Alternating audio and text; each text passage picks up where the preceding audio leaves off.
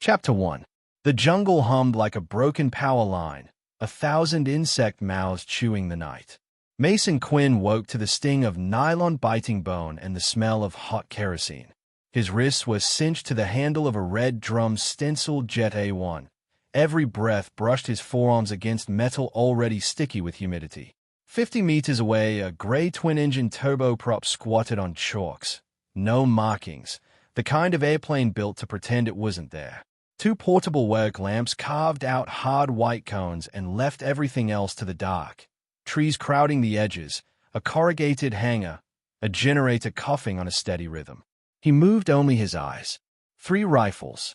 One man with a brick phone, another with a blade testing the edge against his thumb, a third rolling his shoulders like a boxer waiting for a bell. Beyond them, a fourth shape, a man in a grease-smudged ball cap and clean hands, mechanic's hands, or a pilot who loved machines more than people. The ball cap didn't look at Mason. It looked past him to the A-plane, as if listening for something in the metal. Then a voice he knew better than his own. 8 million for the Ranger. Lena stood by the hangar door with her windbreaker zipped to the throat, hair pinned in a quick twist. She never wore jewelry to work, not even on holidays. Tonight a stainless locket sat at the hollow of her neck, catching the lamplight like a small impatient moon. She didn't look at Mason when she said it. She kept her eyes on the short man with the phone, her tone level, as if reading a dosage from a chart. The short man smiled with all his teeth. 8 is a bargain. He knows your river corridors, your air bridges, your refuel windows. He'll talk. He said it to his own men, to reassure them, and they nodded like dogs who had learned to nod. He won't talk, the blade said, half to the air. They never talk until they do. He squatted and tugged the rope binding Mason's wrists. Nylon squealed. Pain flashed white and clean and was gone, leaving a ringing quiet inside Mason's skull. He tasted copper. He tasted anger and tried not to use it. Anger made people yank at ties and yell things that gave away time. Time was the only currency that mattered. He spent 2 seconds inventorying. Generator model, lamp wattage, distance to the plane, the faint high whine of a powered bus somewhere inside the fuselage. The work lamps threw shadows that hid more than they revealed. On a cart near the hangar door, he saw a black flight case open in a neat rectangle of foam. Something sleek nested inside, plastic black on black, with a label Mason couldn't read from here. He filed the outline under later. Payment on delivery. The phone said, bored, his accent rolling the words smooth. Show the product. The blade snorted, stepped behind Mason, and yanked. The drum handle bit hard into his wrists. Mason's shoulders screamed. Lena shifted. The zipper tab of her windbreaker clicked against the locket. 2 taps fast, 1 slow, as if impatience had a pattern. It was nothing, except it wasn't. 2-1, a rhythm they had used years ago when his throat was raw from smoke and she had to ask questions with her hands while the nurse charted. I hear you. I can't speak. He didn't let his face change. He let the pattern sit beside the black flight case and the A-plane in the shape of the bull cap's hands. A fly landed at the corner of his mouth. He didn't move. He thought of Lena's hands in dishwater, of the way she closed the oven with her hip, of stupid things that belonged to houses with working locks. None of those things could come here, so he placed them gently on a shelf inside his head and shut the door. Quinn, the short man said without looking at him, testing the way the name fit. You know these roots. We know you know them. Make my life easy. Mason rolled his shoulders to the limit of pain and let them settle. If your life were easy, you wouldn't be here. One of the riflemen laughed softly, surprised. The ball cap didn't laugh. He kept watching the airplane with an engineer's worry, cheeks hollow, a nick near his ear where a razor had slipped that morning. Young enough to still believe machines told the truth. Lena spoke again, voice steady as a metronome. Transfer now. You get the asset when I see it clear on the tablet. Asset, the blade said, amused. You merit an asset. His knife traced the air near Mason's cheek, enough to feel the cool, not enough to break skin. She didn't flinch. The locket moved when she breathed, the chain making a tiny sound only Mason heard because he knew the way she breathed when she was trying not to come apart. Her gaze passed over him and bounced off like water off glass. That hurt more than the nylon. A refusal to meet his eyes was the one thing she had never done in the darkest rooms. The generator hiccuped, caught itself, and smoothed out. The short man checked his phone, impatient. "We have windows," he said. "We miss them. We pay fines to people I do not enjoy paying." The pilot in the cap spoke finally. "Low. Fuel pressure is good. Bus is stable." His Spanish was careful, the way a man speaks a second language he respects. He lifted his chin toward the nose of the plane, toward the small black arc of the nose wheel. Mason followed the line of that gesture and backtracked to the edge of the runway where a thin metal mast rose like a weed, the service antenna everyone forgot until the night it mattered. He didn't smile. He let the mast take its place on the same shelf as the locket's tap and the black case. "Show me the account," Lanus said. A guard produced a tablet and a satellite puck. The short man keyed in a number with brisk ceremony. The tablet hissed to life, blue light painting his face. "8, he said. "It goes when he goes." He pointed at Mason without looking at him, as if pointing at a crate. The blade leaned close enough that Mason could smell mint on his breath. "You hear that, asset? You're worth 8 million, and the only thing standing between you and a hole in the ground is a line of numbers." The tip of his knife flicked the knot like a cat toying with string. "Behind his back," Lanus said, almost gently. "He's clever with knots." The blade grinned and widened the loop to catch Mason's elbows. His hands moved with the lazy confidence of a man who had tied 100 men and learned they all failed in the same 3 ways. He didn't watch the airplane. He should have. Mason eased his tongue into the left rear of his mouth and found the smooth ceramic where metal should have been. He didn't bite. Not yet. The click would be nothing more than porcelain on porcelain to anyone standing this close. To the right listener, it would be a key. Keys only mattered when there was a door to turn. He watched for the door. The ball cap took 2 small steps closer to the nose and tilted his head. The airplane answered him with a faint servo whine, a sound a man who loved machines might hear beneath insects and men talking about money. It settled. He relaxed a millimeter.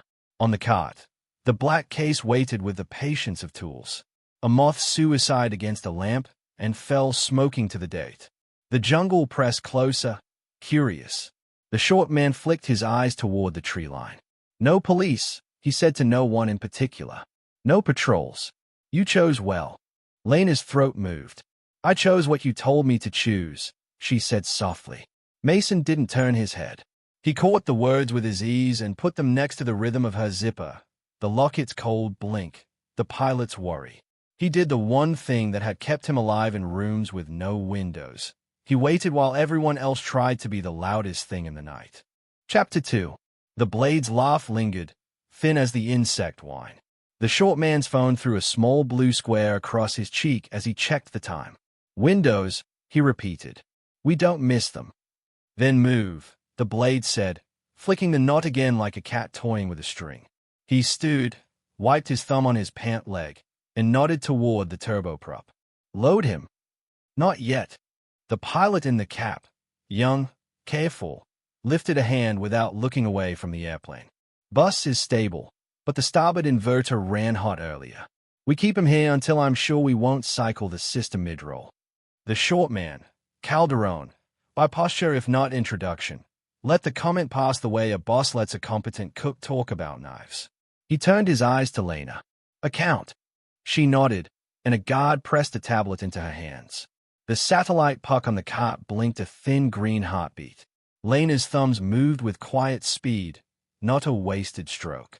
When the guard leaned too close, she angled her shoulder so he saw numbers and not the small tremor that caught at the base of her throat. Mason watched the angle of her wrists. The locket's chain made a dry tick against steel, 2 quick, 1 slow, then went still. He could not afford to assign meaning where there was none, but the rhythm slotted beside the shelf where he'd placed the black flight case and the service mast and the pilot's worry.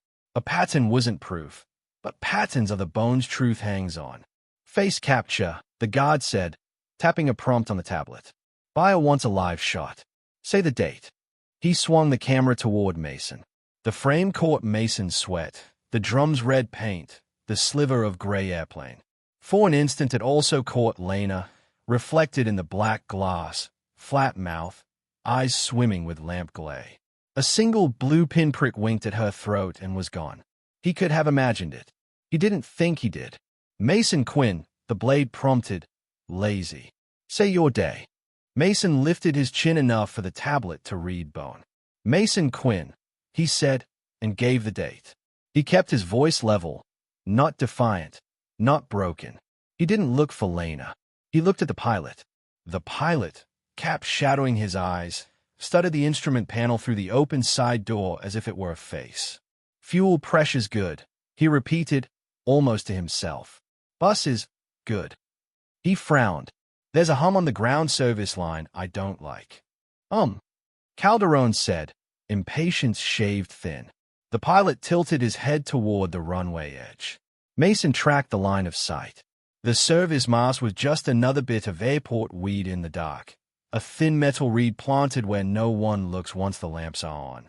He had never known a sound so well as the one he wasn't hearing now. The tiny handshake of a maintenance bus at idle, the way it tucks itself into the back of a circuit and pretends to be furniture. Enough, Calderon said, impatient smile returning. We pay, we go. He flicked a hand at the blade. Finish the tie and move him when I say. The blade's fingers spoke a casual language. Loop, cinch, pull, while he talked to Mason like he was killing time. You know what I like about assets? He asked. They don't have opinions. Mason closed his fingers, then opened them to move blood, to note feel, to learn the slack. He did not test. Testing is a tell. He watched the blade's hands and learned him instead. Right hand, overconfident, favors decorative knots that look secure when you flash them at a camera. Routing, the guard with the tablet said, irritated by the jungle. Confirm the route. Lena's voice didn't shake. She read numbers. The guard nodded, breathed through his mouth, and lifted the puck so it could see sky. The jungle answered with a pulse of cool air that tasted like water and copper leaf. 8, Calderon said again, as if taste testing the word. He glanced at the plane, at Lena, at the dark. You chose well, he told her, echoing himself with a kind of pleasure. No policia, no patrol. Your husband is useful even when he is not trying to be. I chose what you told me to choose, she said. The blade smirked. She listens well. Lena swallowed and said nothing. The zipper's tab clicked against the locket. Tap, tap, pause, and then froze under her thumb. Mason let the sounds layer. Generator cough, lamp hiss, insect soar, tablet chirp quiet. A moth hurled itself at hot glass and fell. From somewhere far off came the flat thud of water against something wooden. He filed that, too, and did not turn his head. Copy your routes, Calderon said idly, as if making conversation at a bar. El Tiger to Las Estacas. You know the river marks. You know when the fog sits in the first bend like a grandmother. The blade laughed. He knows where the army naps, he added. He'll sing us lullabies and we will tuck ourselves in. Calderon liked the line. He looked at Mason. Finally. You will talk, he said, not cruelly. In the plane, at altitude, with pressure in your ears and air thin. Everyone talks. Mason lifted one shoulder, enough to register the thought of a shrug and no more. If your first bend's fog sits heavy, your second is clear, he said mildly. You won't see the rope across the third if you're fixated on the second. People die at the third. He let the words be nothing but a caution any riverman could have told them. He watched the pilot hear it anyway, the way a man hears a tool call or a code phrase he didn't expect to share with a stranger. The pilot's eyes flicked once, small, between the plane and Mason. Not recognition. Not yet. Just professional attention. Mason tasted its edge and let it pass. The tablet chimed a polite, high note, awaiting confirmation. The guard grunted. Satellite's handshaking. We're green en route in 30. He looked at Calderon. You want the girl to speak into the lens again. Again, Calderon agreed, bored. He touched the phone to his ear and turned away to murmur to someone who didn't like waiting. The blade slid the loose loop toward Mason's elbows. Lena shifted a half step, cutting one guard's angle on Mason's hands without seeming to. She tucked a strand of hair behind her ear and, as her fingers passed the locket, let them brush metal with a whisper. Tap, tap, Pause. She might have been nervous. She might have been sending a message. She might have been lying to everyone except him. He kept his face quiet and stored the sound with the others. The pilot moved closer to the nose. He crouched, fingertips to the tire like a doctor to a pulse, and listened. The airplane gave him a tiny answer, just the whisper of a servo settling. He straightened and called out, "Ground mode is clean." "Then we load," Calderon said, tucking the phone away. He checked the tablet screen and smiled thinly. "Our friends are punctual. Payment clears when he is in the air." "In the air," the blade echoed, disappointed he wouldn't get to hit something immediately. "In the air," Calderon said. "Not before. I did not come here to negotiate twice." Lena lifted her chin and let the guard see the line of her throat, the locket glinting at the notch. "He rides with his hands behind him," she reminded, soft. "Is clever with knots." "Behind," the blade agreed, amused by the repetition. He took Mason's forearms and began to draw them back, the nylon loop yawning like a grin. Mason let his shoulders go with the pull. Bone ground on bone. His vision flashed white, then cleared. The gray plane sat like a patient animal under a hot lamp. The nose wheel turned just a degree off center, the way planes do when they be nudged and not told to square. The service mast stood thin as a reed at the runway edge. The generator hummed a little too smooth. The geometry was almost right. The tablet chimed again, route locked, and the guard lifted it for Lena to see. She stood closer to Mason now than anyone else. Her scent was soap and heat and something like metal. She didn't look at him. She didn't blink. The chain at her throat ticked once and went still. He eased his tongue against the ceramic crown and did not bite. Not yet. Chapter 3. The loop yawed and slid home. Nylon burned into the soft skin above Mason's elbows as the blade cinched, then dressed the knot with a flourish meant for audiences. It looked pretty. Pretty knots were lazy knots. Mason swallowed a hiss and memoized the lay, the way one strand crossed high and left a pebble-sized ridge he could grind against later if there was a later. "Hands," the blade said, pleased with his own handiwork. He gave the rope a showy snap so it popped against muscle. Lena didn't flinch. She stood close enough now that Mason caught the faint, clean scent of hospital soap under the jungle. The chain at her throat ticked once against the locket and went still, her eyes steady on the tablet as if the screen were the only living thing on the field. "Confirm receipt when he's on the stairs," she told the guard, the line polished into something that would sound right in any recording. Calderon slid his phone into a pocket and lifted his chin toward the turboprop.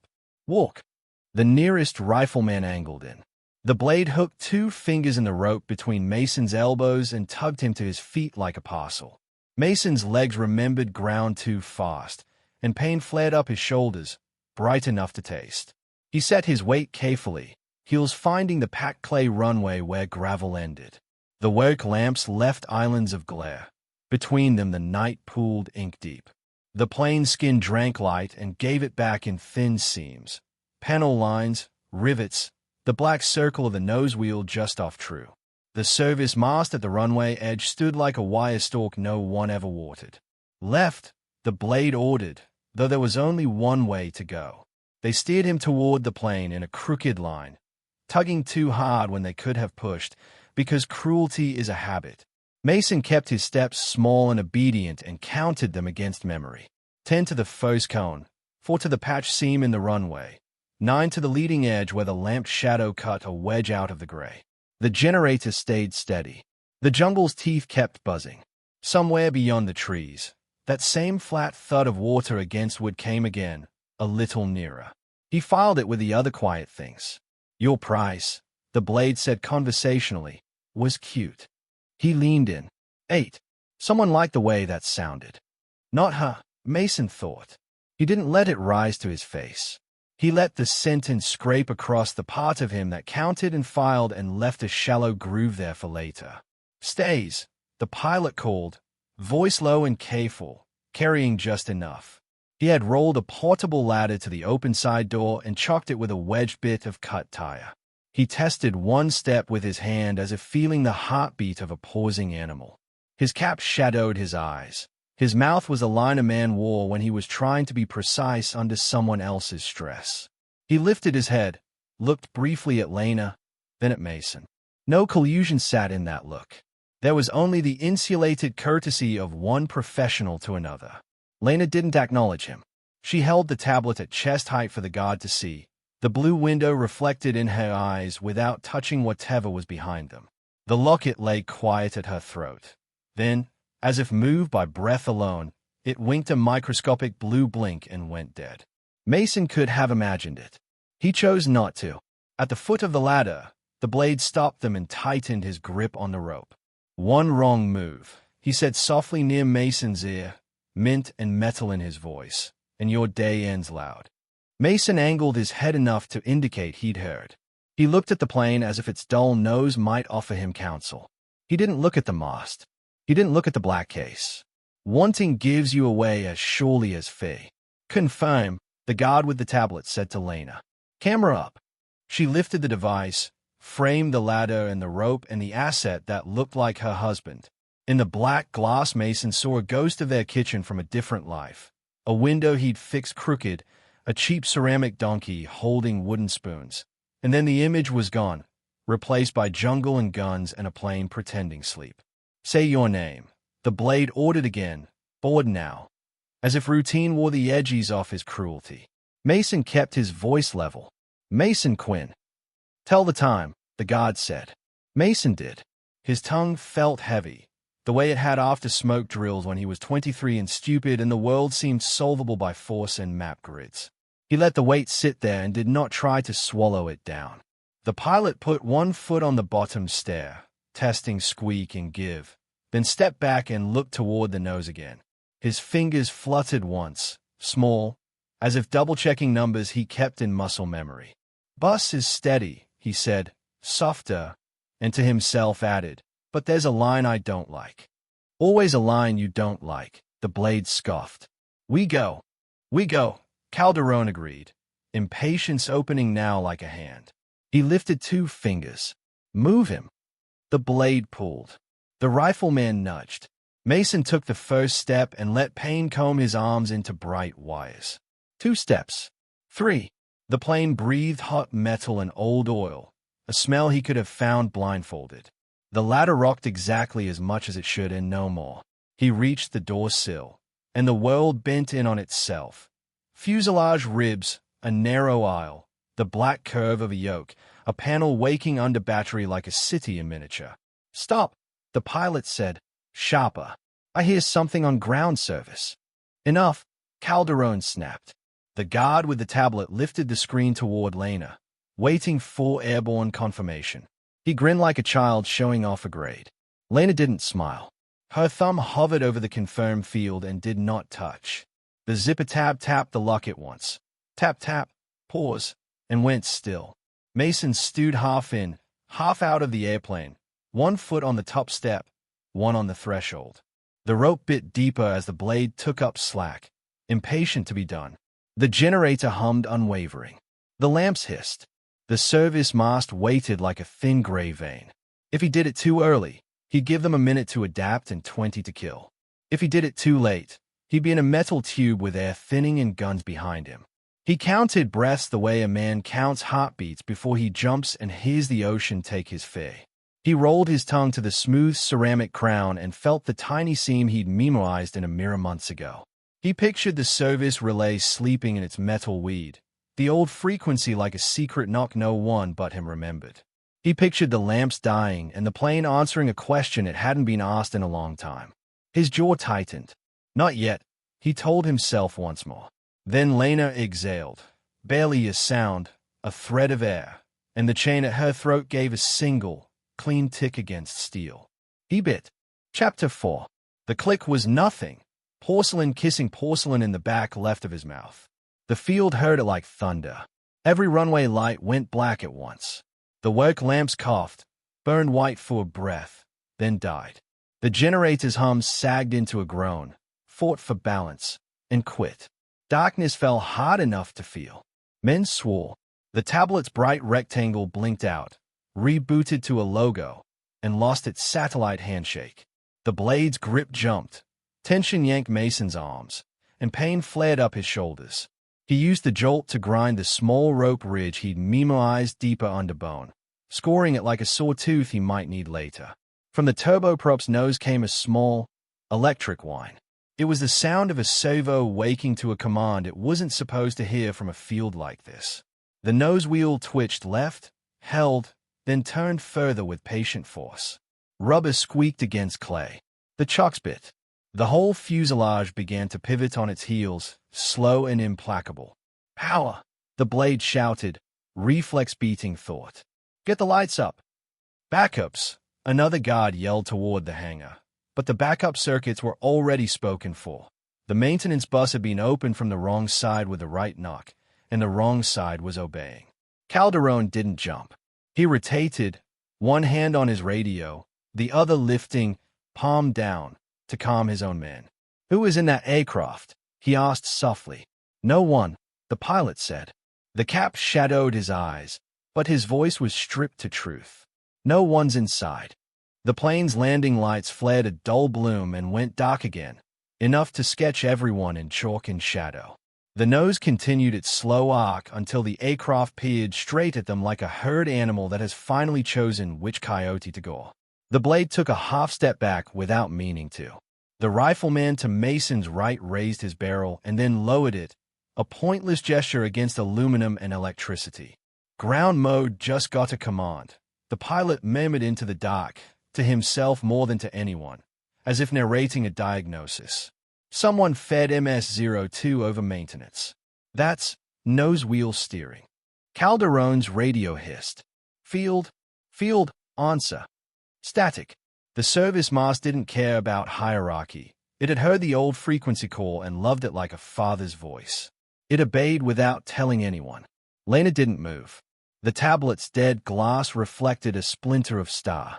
The stainless locket at her throat gave a pin-blue blink, too small for anyone who wasn't looking. Mason wasn't looking. He still saw it. The rhythm in his head. 2 taps, 1 pause, found it and slid snugly around it, like a bolt into threads already cut. The plane settled into its new posture, nose dead on, wings throwing long, black triangles into the jungle. Something about the geometry changed the field. Men who moments earlier had owned the ground now stewed where the ground pointed at them. Cut the rope. The blade hissed at the pilot, panic leaking his anger. If he did this. I didn't, the pilot said evenly. He had the steadiness of an engineer confronted by magic. Catalog, don't flinch. No one inside. The bus was woken. By who? Calderon asked. In the dark, Mason felt the rope bite, felt the breath of the men, heard the jungle press closer, interested.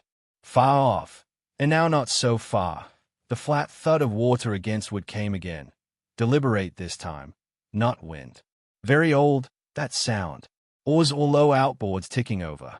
Your field is compromised, Mason said into the black, quiet. He didn't put victory in the words. He put fact. Fear likes facts. It makes them feel like prophecy. Shut up, the blade said, voice too loud for the new dark. He yanked at the rope and brought Mason's balance up on the edge of the top step. The plane's open door kept breathing warm metal and old oil, sweet like a garage in summer. The smell made memory hurt.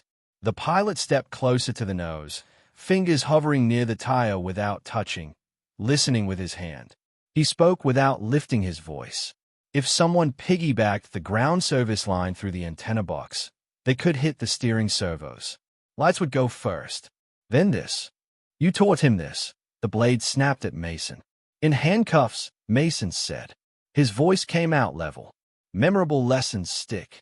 A moth found the blade's cheek and died there. A papery kiss. The blade swore and scrubbed it away, angry at the indignity. The jungle's hiss grew until it felt like electricity on the skin. Bring the generator back, Calderon said into his radio. Steady, the way a man talks to a horse. Reset the tree. Now. Nothing answered but the far-off water sound, now existing in multiples, as if 2 boats had taken the same breath at the same time and exhaled it down a corridor of trunks. Mason fixed his eyes on the blade's shoulder seam and did not turn his head. Lena's breathing changed. It wasn't louder. The tempo shifted by a hair into the pattern he knew, the one people used not to speak when the room didn't belong to them. Her thumb brushed the locket. Tap, tap, pause. Then she let her hand hang at her side and made her body small, like a woman who had paid a high price and was trying not to be seen paying more. What is your game? Calderon asked her without turning his head. No game, she said. You asked for a place with no police. I brought you here. The pilot's eyes flicked toward Lena, then back to the nose. Not collusion, calibration. He needed variables to solve his problem. She was one. The plane's nose wheel made a tiny adjustment, a degree at most, scenting its accusation. For a heartbeat, everyone's attention in the clearing faced the same direction. It was a gravitational event, not mystical, just practical. When a machine stays at you, you look up. Mason used the breath the field took. He exhaled slow and ground his upper forearm again against the pebble ridge the blade had left in the rope sleigh. A fiber gave with a between-the-teeth sound no one but him could hear. Not enough. A beginning. Lights, the blade muttered, to no one and everyone. Get the lights. Forget the lamps, Calderon said, irritation ghosting his patience now. We have what we need. Put him inside. We go dark. We lift. We'll lift blind, the pilot asked, scandalized not by danger but by inelegance. With ground mode compromised. With someone talking to my servos. A hand found the pilot's shoulder from the dark, one of Calderon's men, and squeezed too hard. We'll lift, the man repeated, like a parrot whose beak had learned orders but not their reasons. The pilot shrugged the hand off. His pride was small but real. We don't lift into trees, he said. Then, under his breath, a confession to the machine. You're speaking a language I know. The water sound took another step closer, this time with the low cough of a motor throttled down to a whisper. It came from the river bend where fog sits like a grandmother and lets men think night is gentle. Mason fixed his breath to the noise and let one thought bloom and die. Hurry. His wrist bones throbbed. The rope ridge scraped again. A second fiber hissed and let go. The knot still strong, the hole still a prison, just one that now remembered it could fail. The tablet in the guard's hands rebooted to life, through an error, no field, and blinked an empty progress ring. We're dark, the guard said, like a weatherman discovering rain. No, Calderon said softly, but it sounded like he was correcting the air and not the man. He lifted his chin toward the plane. We are seen. For a moment nobody spoke. The airplane, having turned to look at them, said nothing. It didn't have to. The jungle filled the space with breath. Move him, Calderon ordered finally, voice low, dangerous, making a bet that movement would make meaning again. The blade jerked the rope and Mason staggered the last half-step into the doorway, 1 foot now past the threshold. The plane's instrument lights warmed in the panel like dawn trapped in glass, then fell back to black. The nose wheel whined once more, a small adjustment of poise, and stopped dead ahead, like a dog that had picked its point and would not be argued off it. From the river, a pale wedge of light slid between trunks and died. Then another, as if someone had tested a torch and put a hand over it. A moth brushed Lena's cheek. She didn't flinch. The locket at her throat did not blink. Who is out there? The blade demanded of the trees, as if trees owed him answers. People with clocks, the pilot said absently, listening to the machine that listened back. He touched the tire lightly with 2 fingers, as if to feel its thoughts. And one with a key. Chapter 5. The blade's question hung, brittle in the dark. The pilot didn't take his eyes off the nose. And one with a key, he repeated, softer, as if the plane had told him something private. From the river came the low cough of a motor easing itself smaller. Water ticked on wood, regular, patient. Calderon rotated toward the sound without turning all the way, a predator pretending not to choose which direction mattered. Guti, he said into the black. Generator. Reset the tree. Checho. Mast. If someone touched my box, I want his hands. 2 shadows peeled off toward the hangar, a third angled for the runway edge. The beam of a pocket torch flared, immediately strangled by palm. Fingers raked through weeds around the service mast, metal whispering against metal. Move him, the blade insisted, rope jerking. The pull dug hot pain under Mason's shoulder blades. He used it and leaned a hair more into the doorframe, feeling for a burr or seam to catch the rope. Smooth aluminum. No help. Camera, the guard with the tablet barked, triumphant now that his screen had crawled back to a weak boot logo. Buyer wants the steps. Lena lifted it without looking at Mason. The locket lay quiet. Her hand that wasn't holding glass curled and uncurled once, then went still, an exhale you could only see if you'd lived in the same house long enough to know what quiet meant. The pilot crouched again and set 2 fingers against the tire. Ground mode steering obeys maintenance before yoke when you open that bus, he said, irritation tamped to a professional line. If you taxi like this, you'll shear the torque link. What is that? The blade snapped, because ignorance doesn't like nouns. The piece that keeps your nose from deciding to leave, the pilot said. He stood and looked at Calderon. We don't move until I recenter. Calderon's patience weaved once and reknit. Then recenter. I need the dongle, the pilot said, nodding at the black case on the cart. And a hard cycle. Guti, Calderon said into the dark again, a little more knife in his voice. Now. Far along the hangar wall, something thumped as someone found the generator by touch. The pull cord rasped once, twice, each time answering with a cough that died into the night.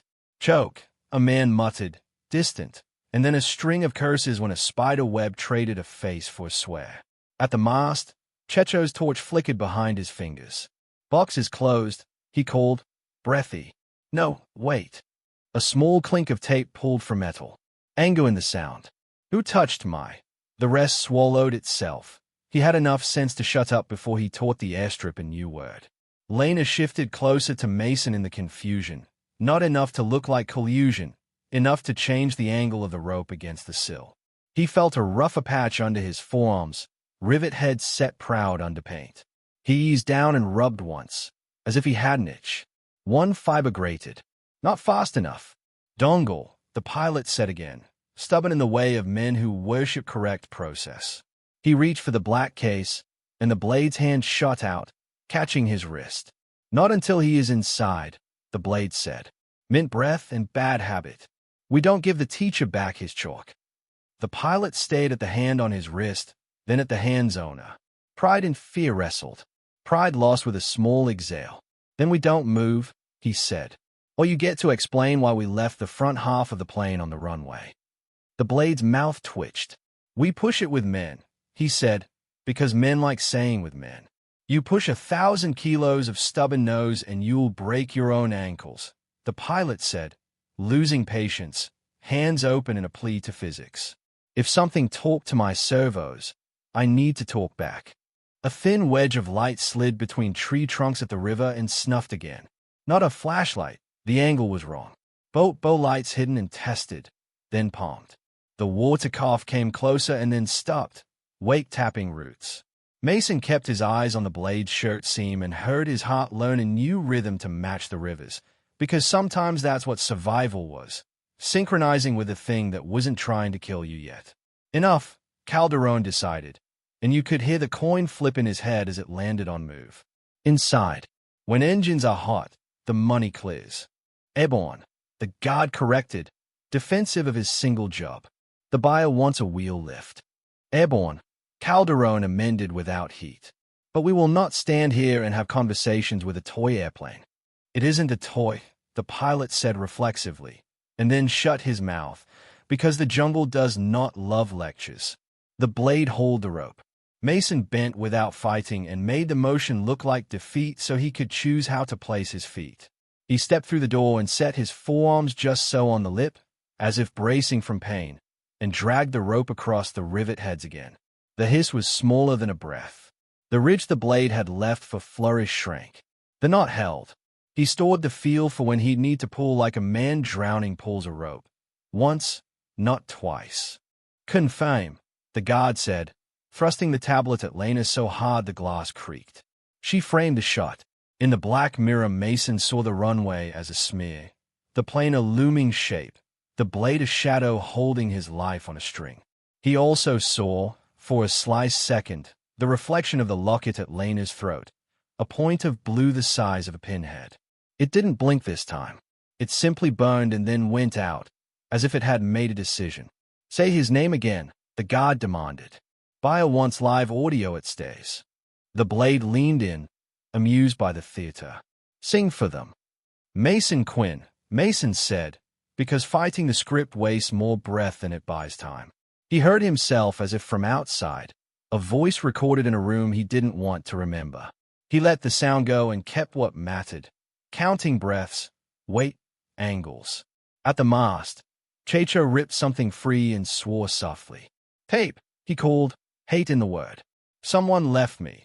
He stopped again, this time because Calderon turned his head a degree and Checho remembered he liked breathing. A thud sounded from the hangar. Generators flooded, Guti reported, apologetic. Give me. No. Calderon cut, calm like a door closing. We go dark. He looked at the pilot. Cold start. You will do it without toys. The pilot's mouth went thin. He glanced at the nose wheel, at the black case, at Mason as if the three were points of a triangle only he could see. If nose stays where it is, we can't roll straight. Kick it, the blade suggested, because the world is simple when your tool is a knife. The pilot ignored him. He stepped to the nose, put both hands on the tire, and pushed. The plane answered with a small, mechanical refusal, servos humming like a throat-clearing no. He stepped back like a man who has been corrected by a thing he respects.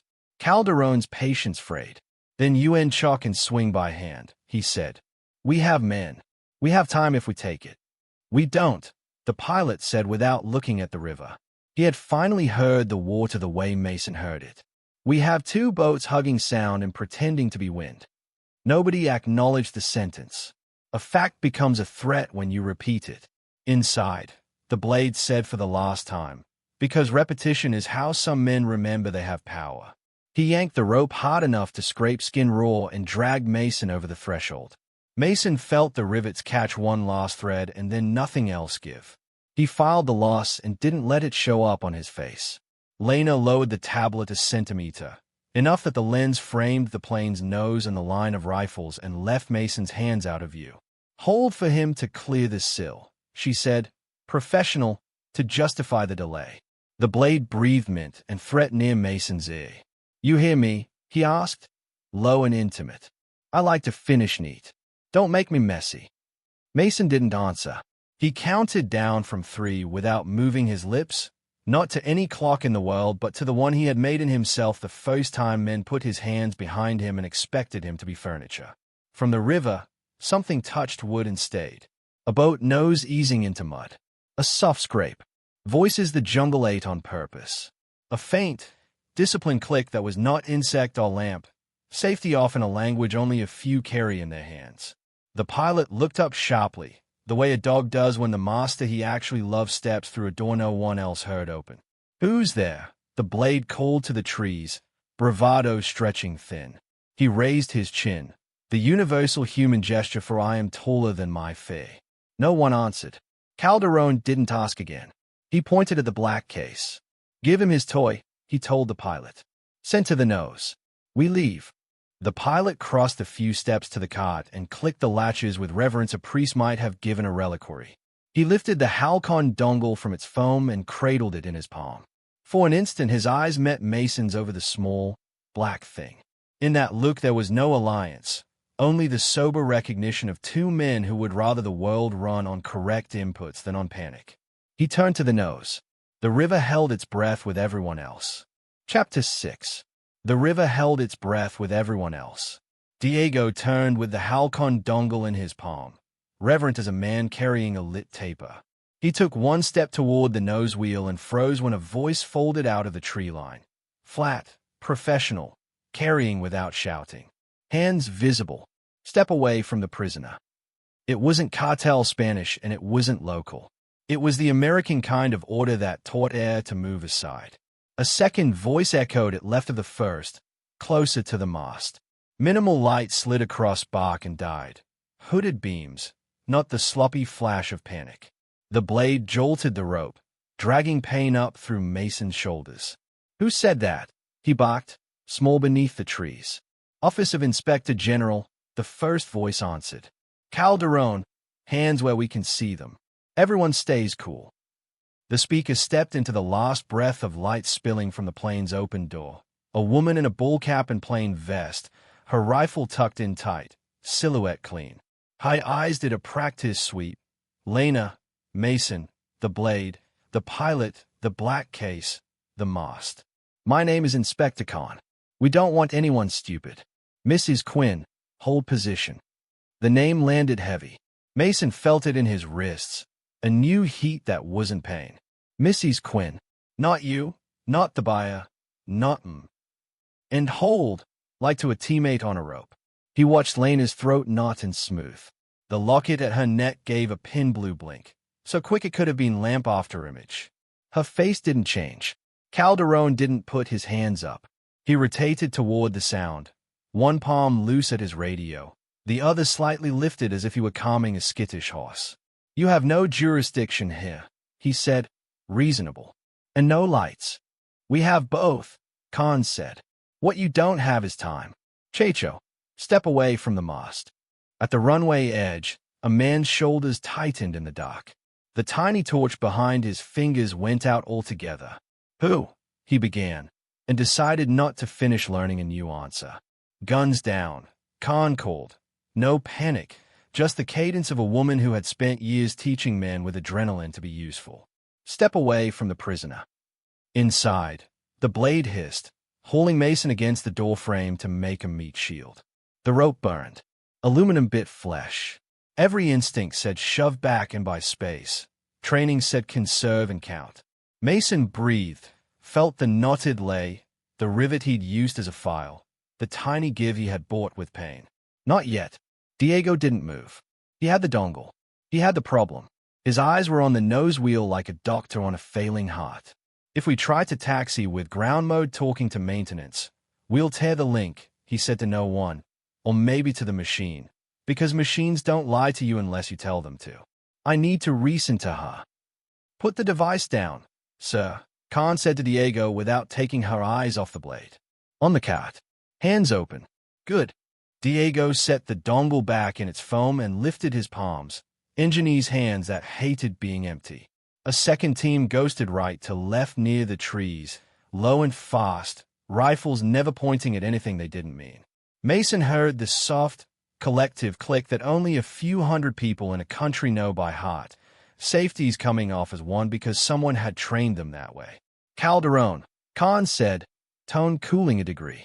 Let go of the radio. Step back. Calderon smiled like a man practicing for a mirror. He didn't step. He didn't grab, either. He liked not moving. He liked forcing other people to speak. The guard with the tablet found courage in electronics and thrust the screen up.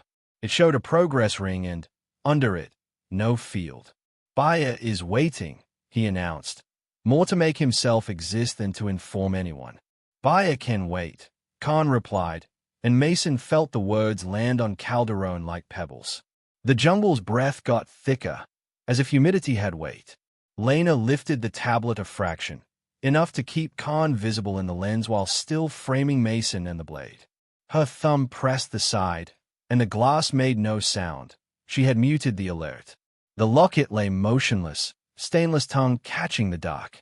Khan's eyes cut to it and back so fast the movement could have been a blink. Mrs. Quinn, she said, softer, half step left. Lena complied. To anyone else it looked like avoidance. To Mason it looked like someone who wanted a clean line past his spine. The blade felt the shift and bayed his teeth. She moves again. I open him. He warned the trees, the plane, the night. He had gone nasal. Panic likes to pitch high. Don't, Khan said, not bothering with threats. Her muzzle didn't wander. A second dot of motion appeared near the mast, another operator sliding into position like a shadow learning to be human. From the hangar, Guti yanked the generator cord and got a cough that immediately died.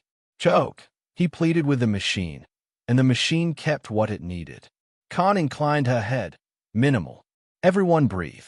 Nobody solves anything in the next 10 seconds. Mr. Quinn. Mason, he said, because formality felt absurd with aluminum carving his forearms. Mason, Khan repeated, acceptance without warmth. You stay still. He stayed. He catalogued 2 teams at least, one near the mast, one near the river. Lena taking instruction. Diego obedient to physics. Calderon calculating reputational cost in real time. The blade degrading into the single syllable he liked. Cut.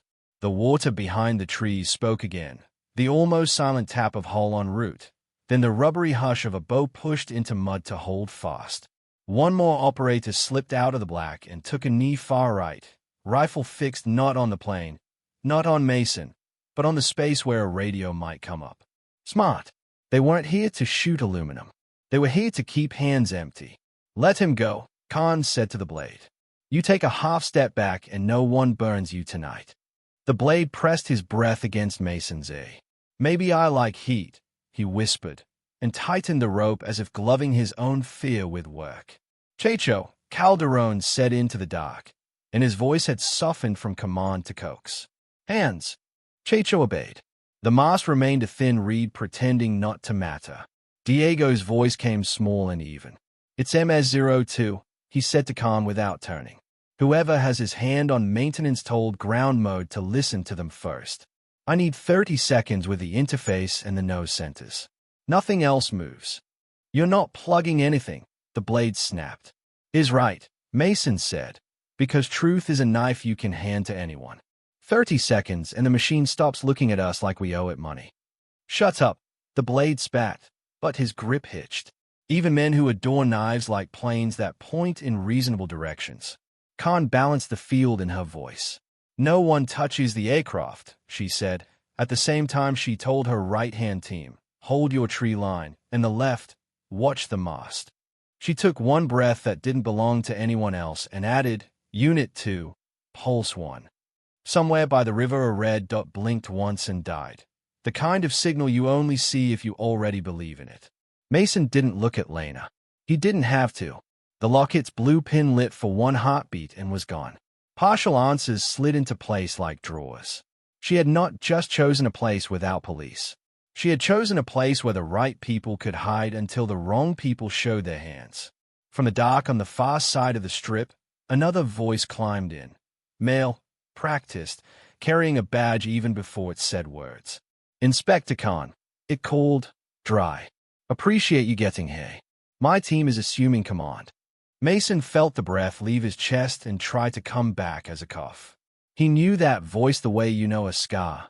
You can find it without looking. Briggs. Chapter 7. Briggs stepped out of the trees like he'd been poured from the dark. Vest marked Federal, bull cap low, rifle hugged tight. 2 men ghosted at his flanks, same build, same quiet feet. His smile wasn't for anyone. It was for the idea of himself arriving. Appreciate you getting here. Inspector, he said, voice dry as paper. We'll take it from here. Khan didn't turn her muzzle. You're late. Late's when somebody's bleeding, Briggs answered. He lifted his chin at the plane, the rope, the blade. Nobody's bleeding. Mason watched Lena feel the voice and steady herself against it. He had seen that adjustment before.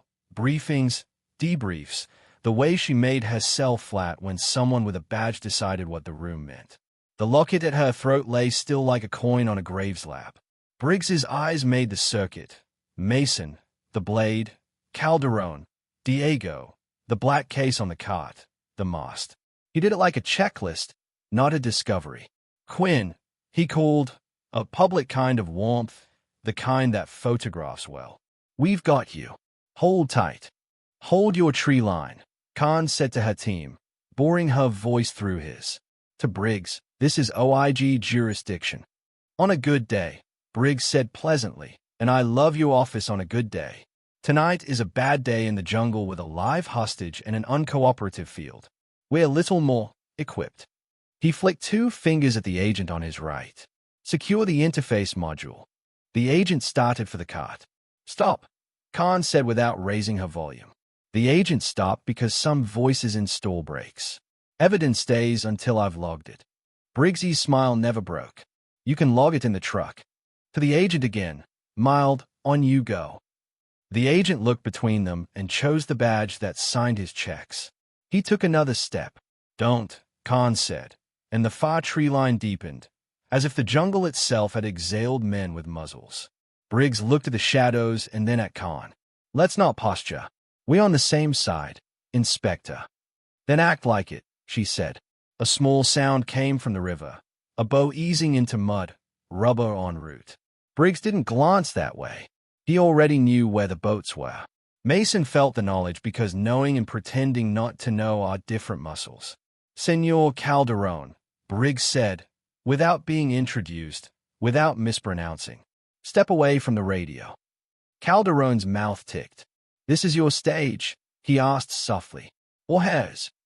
"Mine," Briggs said, the first honest thing he offered. His agent resumed toward the cart. Diego moved half a step, proprietary as a man about to see his tool taken.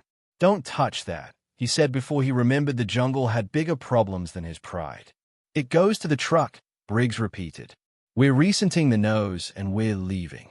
"We are not leaving with ground mode listening to maintenance," Diego snapped, the last thread of patience breaking. "You'll shear the link. You'll put us sideways." Briggs spade him a glance that wasn't quite contempt. "We'll manage a roll." Back to the agent. "Grab it." Khan's jaw set. "Your chain of custody is about to be a bonfire," she said. "Stand down from my evidence." Briggs finally turned to her. The smile flattened. "You want your perp clean? Help me keep my hostage alive." He gestured at the blade, at the wrap of rope cutting flesh. "We're not doing a seminar on maintenance buses while this clown holds a knife on one of our own." "You get him moving," Khan said. "You change geometry. Everything goes to noise and muzzle flashes." Her muzzle never wavered. "We don't change geometry." The blade dragged Mason half an inch tighter against the sill to prove he existed. "Is not yo anything," he informed both of them. "His inventory." "Inventory clears when wheels lift," the guard with the tablet muttered, remembering his script now that screens glowed faintly again. "Buyer wants a wheel lift." Briggs's eyes shifted. "Quick. Wheel can fame after wheel lift," he told nobody and everybody. Mason's stomach went cold in a way sweat can't fix. Wheel lift. The phrase was the guard's. It belonged to the buyer's script, not a federal mouth. Briggs had been too far away when the guard said it the first time. Unless he hadn't. "Mrs. Quinn," Briggs went on, polite to a fault, not looking at her, "hold your position. We appreciate your cooperation." Cooperation arrived dry, pre-packaged, like a word chosen by a lawyer for how it would sound on paper. Lena's thumb pressed the tablet edge until plastic complained. She didn't answer. Her shoulder brushed the locket and didn't make it blink. Her face was the open nothing of a woman refusing to write emotion on a page man would later read back to her. Briggs nodded at his left-hand agent. "Control the mast," he said. "I don't need any more surprises." The agent angled toward Checho's reed-thin silhouette. "Hold," Khan told the dark, and the dark held. "Any of yours touch that box, I will treat it as tampering." Briggs breathed once, nostrils white. "You're playing internal affairs in a swamp, Inspector. Let the grown-ups fly the plane." "No one is flying anything," Diego said, almost angry enough to be brave. He pointed at the nose wheel. "You see where she's looking? She will not ignore it because you're loud." "Plug the dongle," Briggs ordered his agent, bored of being told no by physics. 30 seconds. "Do it." To Khan, "Conversational. We'll recenter and go. Then we can debate memos." The agent reached for the case. Khan didn't move her rifle. She spoke to the night instead. "Two," she said. A red pin blinked by the river and died. The agent froze with his fingers over the foam. He was close enough for Mason to see the half-moon of a scar under his E and the line on his wrist where his watch usually lived. He wasn't a cartoon. He was a man who liked doing what his boss told him until his bones remembered they answered to physics. 2. Briggs tried a different door. "Quinn," he called, almost friendly. "You good?" Mason didn't look at him. "My arms are going numb," he said, because it was true. Because truths can be lowered like flays. "See this? Don't see that. Your man yanks again. I fall face first into your evidence." "Release pressure," Briggs told the blade, as if he'd meant it. The blade tightened instead, jaw flexing. Briggs didn't care enough to repeat himself. Camera, the guard insisted, his courage returning now that the tablet showed him a live world again. He thrust it toward Lena. Bayan needs the stairs. Bayan needs patience, Khan murmured, but her eyes didn't leave the blade. Briggs dipped his head toward Lena at last, charm worn shiny from use. Let's get this recorded. Lena didn't give him anything. The silence between them developed edges. Mason felt each edge. Diego, who had been holding himself as if resisting a tide, finally gave into his nature and spoke to the machine. She will center if I talk to her correctly, he said, almost pleading. Let me fix her and no one will be dragging anything blind. Give him the dongle, Briggs told his agent, impatient. We're not doing ritual. No, Khan said. We are doing chain of custody and not handing an active interface to a cartel technician in the middle of a felony seizure. She didn't blink. You taught your men better than this. Briggs stared at her, and something old and tired moved across his face like a cloud. The flicker of a man who had decided a long time ago which rules were for other people. He changed tactics again. Fast. Fine, he said, like he was granting a favor. We'll take the prisoner down, away from the door. My team will step in and secure the cabin. Then we talk nose wheels. Geometry, Khan repeated. We don't change it. It's my geometry, Briggs said. The jungle listened to two versions of the world and waited to see which one would pull. By the mast, Checho coughed into his fist and tried to be smaller than a plant. On the river, the boats didn't move. Stillness can be louder than motion when men are learning what corners of a clearing belong to them. Mason flexed his fingers. Feeling came back like needles. He eased his forearms a hair against the door lip and found the seam he'd made. Small, cruel. One more grind and the decorative ridge the blade had loved would give up its last stupid thread. Not yet. The room still belonged to the loudest voice. Briggs gave the clearing his final, professional smile. Here's what's going to happen, he said. On my count, we move the asset down. We send to the nose, and we clear to the trucks. We'll confirm receipt after we'll lift. We'll lift. Again, like a man reciting a liturgy he didn't know anyone else had written first. Mason didn't look at Khan. He didn't look at Lena. He looked at the black case, at the mast, at the men who had learned to speak quiet in places where quiet saves your life. The cold in his stomach wasn't fear now. It was arithmetic finishing a sum he hadn't wanted to start. Chapter 8. Briggsy's voice spread across the clearing like someone laying carpet over a trapdoor. On my count. Negative, Khan said, even, and didn't look at him. No one moves on your count. He smiled like a teacher humoring a student. 1. Hold, Khan told the tree line. The dark obeyed, solidifying. Men in it who breathed the way climbers do when their lives are tied into the same rope. Mason felt the arithmetic in him finish. We'll lift. Briggs spoke the buyer's script and wanted motion, not because motion saved hostages, but because motion made cameras blind. He refused the thought the way a man refuses a diagnosis, then didn't. The cold didn't leave his gut, it arranged itself. The blade's breath hit his ear, hot mint gone sour. You hear your friends, he whispered. They're arguing who gets your bones. Pressure off the rope, Briggs ordered, too late to sound like he meant it. The blade tugged instead, performative. Pain went bright, and Mason used the jolt to grind the decorative ridge over the rivet lip again. A fiber surrendered with that between the teeth hiss. Not free. Slack.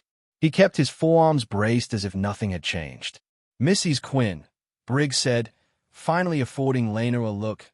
Camera up, please. Lena lifted the tablet obediently, lens framing the door, the rope, the blade's forearm, the half-lit shadow of Mason's face. Her thumb found the side button. The tablet's notification chime died before it could be born.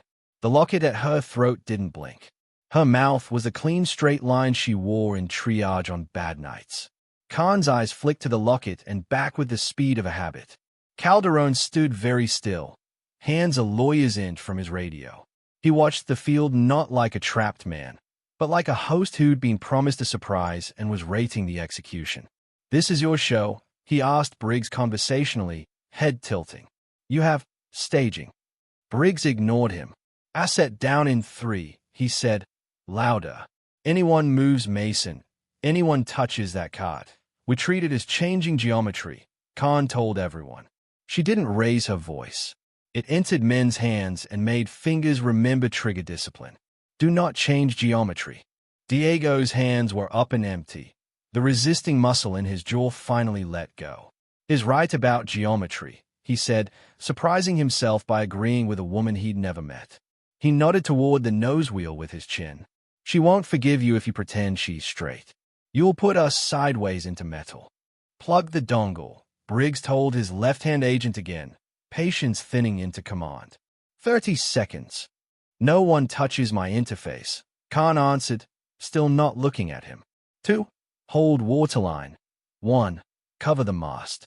"Checho, if your fingers go back in that box, I will zip-tie your wrist to your ears." Checho froze so hard the air around him seemed to shiver. A thin, controlled light brushed bark near the river and died. An operator's thumb on a hooded beam, checking lanes.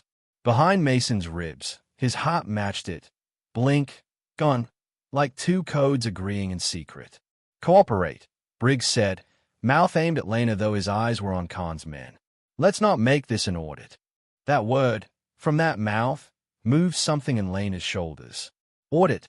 She breathed once, deep and quiet, as if testing if breathing was still free. "Confirm when is clear of the sill," she told the tablet. And the tablet, treacherously, chimed anyway. One lunged, trying to find a sky it could talk to. The guard grabbed for it, sudden as a reflex. Khan's rifle didn't flinch. "Hands where I can see them," she told the guard. The man froze with his palms up, tablet teetering. The blade tried a different performance. "You want to see me do a magic trick?" he asked the knight. "I make his blood answer your names." No one rewarded him. Even Calderon didn't bother. Briggs moved his pawns. "Mast," he told the scoundrel agent softly. "Now." The man ghosted 2 steps toward the reed-thin box. "Stop," Khan said. The dark around the mast deepened. You could feel the white of someone's eye deciding how not to shoot a hand. The agent held position, not because he feared Khan, but because the air had weight where her words landed. "Tom," Khan said finally, using the name like a scalpel. Briggs's mouth twitched. "Step away from my evidence." "It's everyone's evidence," he replied, too breezy. "Let's not hoard." "Say we'll lift again," she said. It wasn't a question. Briggs's smile cracked 1 tooth's width. "Is this a test?" "It is when the buyer's phrase comes out of your mouth," Khan said. Her muzzle never moved. "We both know you were too far to hear it." Something like static passed over the clearing. The agents near Briggs forgot to look like background and remembered their hands. Calderon's attention sharpened. Even the blade, slow to process any language but knife, felt a new room take shape inside the old one and frowned at its walls. Briggs didn't turn his head. He didn't need to. Men like him had learned to keep their faces for other rooms. "We can count later," he said. "Right now, we..." "Don't move," Khan finished for him.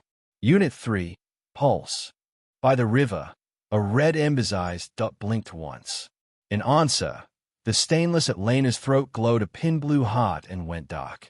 Diego's gaze caught the exchange and continued on, because physics had no use for human subplots. "Inspector," he said, choosing the safest title. "If I can't talk to her, she won't center. We cannot roll." "You're not rolling," Khan said. "No one is." Briggs, voice thinning, tried to hand the clearing back to script. "On my count." "Try it," Khan said, finally letting heat into a syllable so small you could cut yourself on it. "Count." The rope at Mason's elbows eased with the blade's breath. Fear had made him sloppy. Mason ground the lay over the rivet once more and felt the decorative ridge crumble into strands. Slack lifted, featherlight. If he pulled against it now, it would look like fighting. If he didn't, he could maybe move a hand later when someone else's temper redrew the map. The guard with the tablet cleared his throat, desperate to exist. "Buyer is pinging," he said. The tablet peeped a notification in a weak, returning voice. "Proceed to wheel lift." Briggs didn't look. He didn't have to. His face did a thing you could only see if you knew it. an eyelid that failed to be bored. Khan watched his eyelid. Then she looked at Lena, just for a fraction. "Half step more left," she said softly. Lena obeyed. To the blade it looked like flinching away from men with rifles. To Mason it slotted Khan into the corridor past his spine. He imagined the shooting solution as math, not violence, triangles, hearts beating, a muzzle that could take the blade without asking a second question. Calderon finally sighed, like a patron at a play that had gone long. "If I clap, do we cut to the ending?" he asked, half mockery, half inquiry. "Or do we talk about toys some more?" "Toys are what you buy when you don't have training," Diego said, surprising himself again. He'd been proud. Now he was angry for the right reasons. He pointed to the nose, like a priest pointing out the altar. "We're not pretending physics is opinion because a man in a hat says count." Briggs pivoted on Diego with a look that promised a file and a later day. "You don't belong to this conversation." "Neither does your wallet," Khan said under her breath, so soft only the dark heard. It wasn't for theater. It was for the ledger she'd been watching crawl across a phone in her pocket through 3 shell companies with the patience of a tide.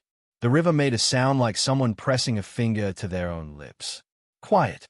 Wait. Not yet."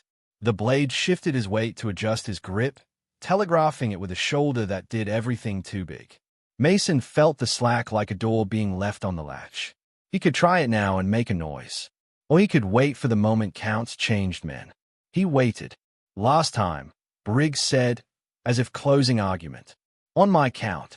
"Tom," Khan said again, using his name like a wire drawn through a flame, softening it just enough to bend. "Step away from the cart." Hands visible. His hands stayed where they were. The agents at his shoulders handled their rifles like men who had learned to look at their boss and the ground at the same time. From the tree line by the mast came the smallest of sounds, a twig remembering it used to be glass. Checho had shifted his foot. It put him 1 inch closer to the box than he had been. It was enough for a geometry that was waiting. "Checho," Khan murmured aloud and into her mic. Not for him. For the operator she knew had his breath on Checho's cheek. "Don't." The operator's muzzle floated, a single constellation point in the black. Checho froze. Again. Mason let air out slow and felt the rope's new give like forgiveness. The plane didn't move. It didn't need to. It just looked where it had been told to look. The boats didn't move. They didn't need to. They had already arrived. The clearing hung in a decision.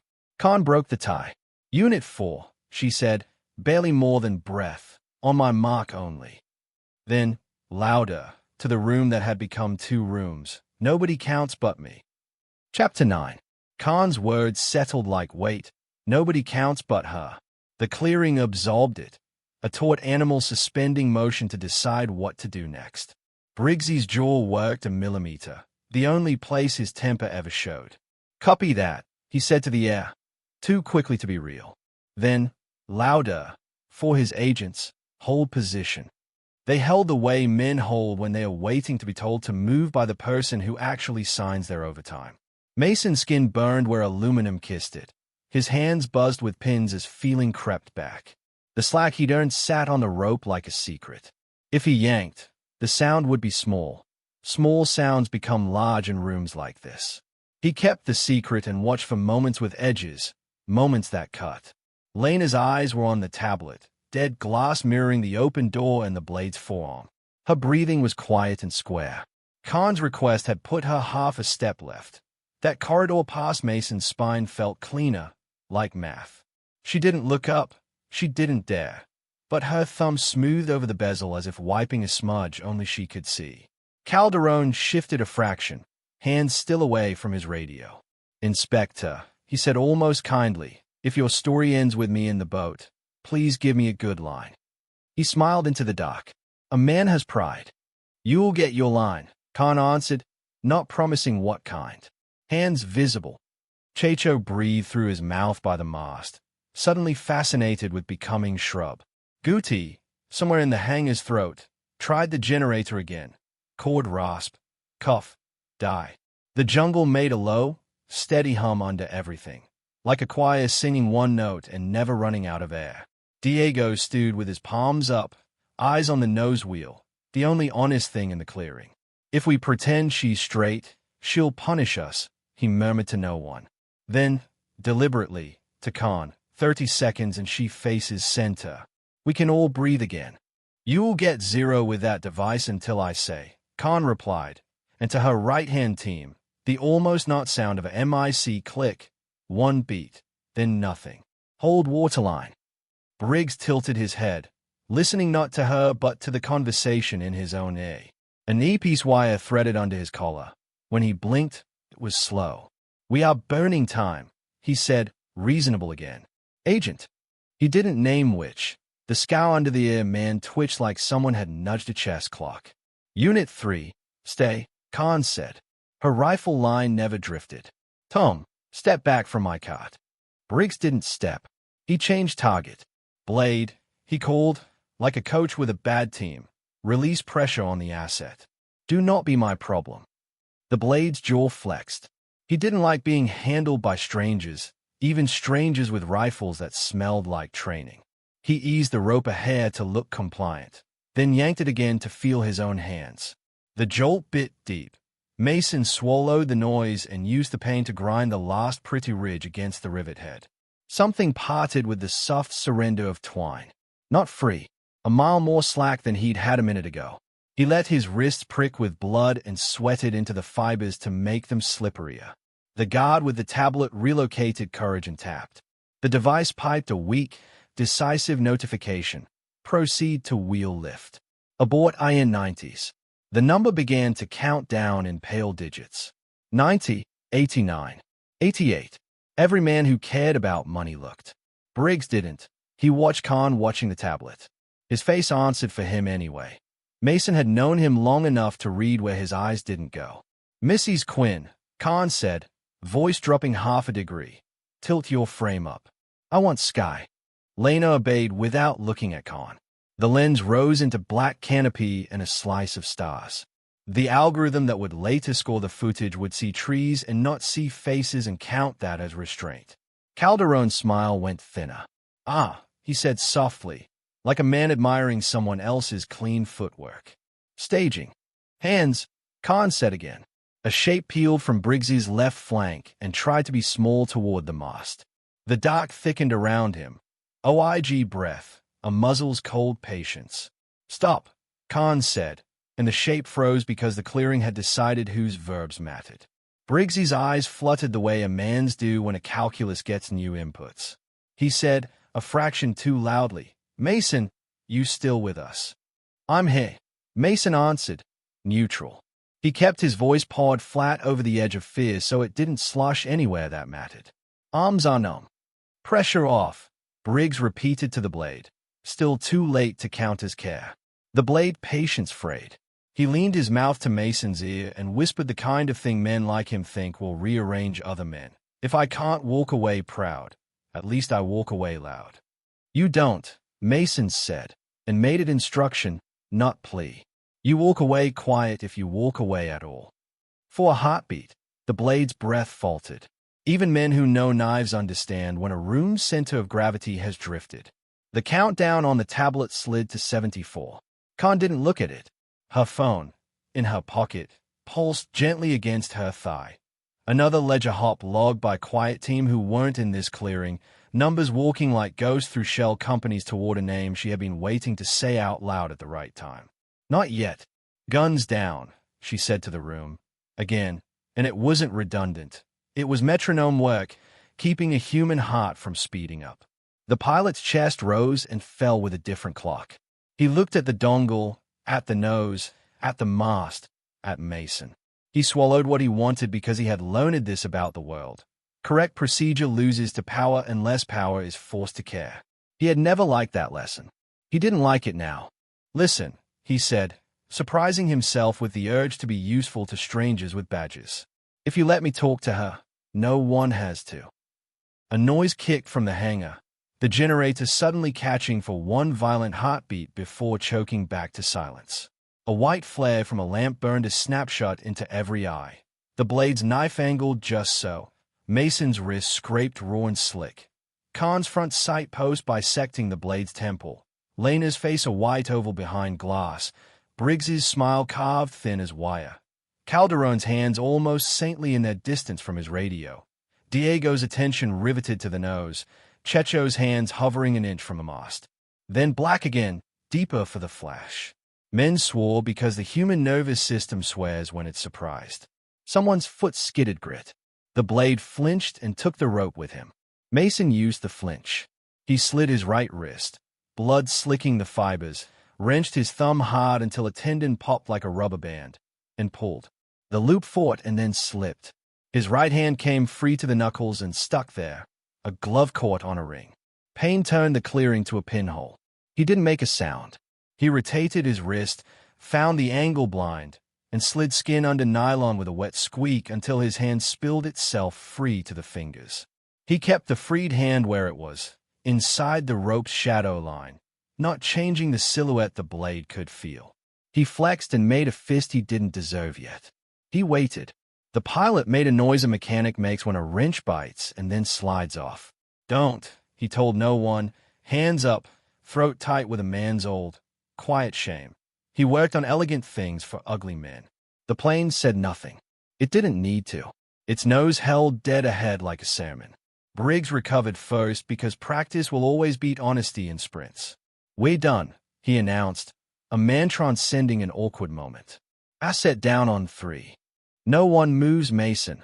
Khan said, steal now. The first person who changes his position writes the next decade with a lawyer. The countdown read 61. Calderon chuckled once, delighted with the craftsmanship of a mess he hadn't had to pay for. You two, he told the dark politely, are married to different gods. Hands, Khan repeated, for him now. He obliged, gamely, the way a man tips a waiter who has earned it. The blade had stopped caring about gods. He cared about the electricity under his skin.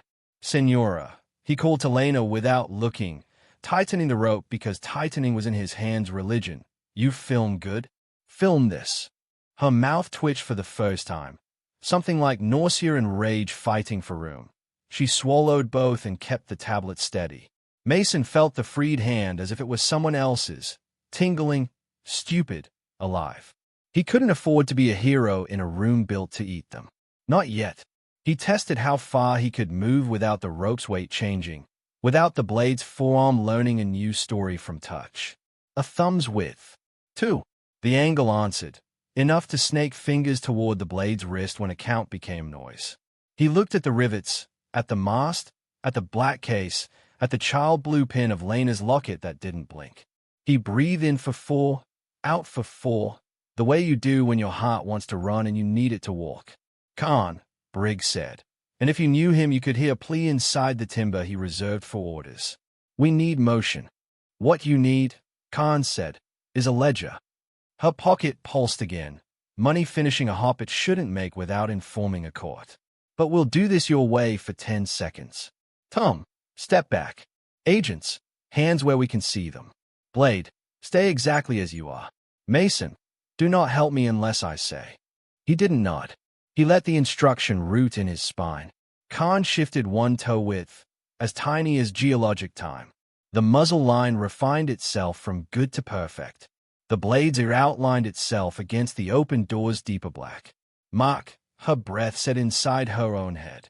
Not yet, her discipline answered. The tablet chimed a low, needy tone at 49. Proceed to wheel lift. Abort IN 49s. The buyer who might not exist as a person had become a voice in a pocket, and the pocket was building the case against the only man here who had spoken like it. Count, Briggs tried a final time, his voice slipping.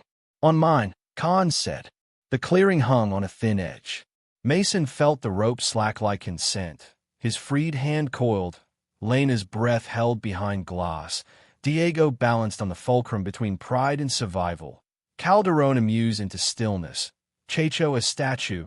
Guti praying to a machine that doesn't care. The river waiting with 2 patient hearts, and the plane staring at the worst of them like a judge who has heard enough. Khan inhaled. The kind of breath you save for when you intend to change history by the smallest possible movement. Chapter 10. Khan exhaled. The kind of breath you save for changing history by a millimeter. Mark. The crack wasn't loud so much as absolute. It cut the clearing in two. The blade's forearm snapped backward as if yanked by wire, his knife skittering off aluminum into the dark. He howled and clutched at a wrist gun suddenly stupid, radial nerve ringing like struck glass. Mason moved inside the noise.